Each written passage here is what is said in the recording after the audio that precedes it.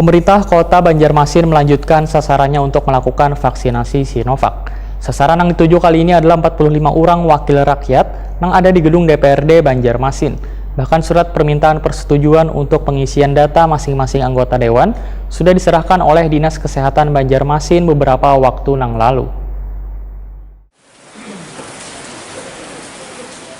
Pemerintah Kota Banjarmasin melanjutkan sasarannya untuk melakukan vaksinasi Sinovac setelah sebelumnya vaksin diberikan pada kepala daerah, Prokopimda, dan tenaga kesehatan. Sasaran yang dituju kali ini adalah 45 orang wakil rakyat yang ada di gedung DPRD Banjarmasin. Bahkan surat permintaan persetujuan untuk pengisian data masing-masing anggota dewan sudah diserahkan oleh Dinas Kesehatan Banjarmasin beberapa waktu yang lalu. Setelah terisi seberatan data dari wakil rakyat ini, maka nantinya akan menerima SMS blast di handphone masing-masing yang menjadi rujukan untuk dibawa ke puskesmas.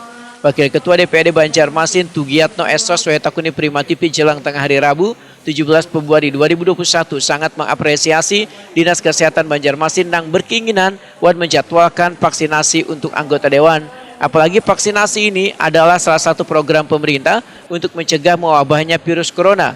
Sehingga seberatan orang harus divaksin karena terkecuali wakil rakyat di gedung DPRD Banjarmasin. Politisi PDI Perjuangan ini pun menegaskan, anggota dewan sering melakukan kunjungan kerja ke berbagai daerah di Indonesia sehingga sudah sepantasnya untuk divaksin.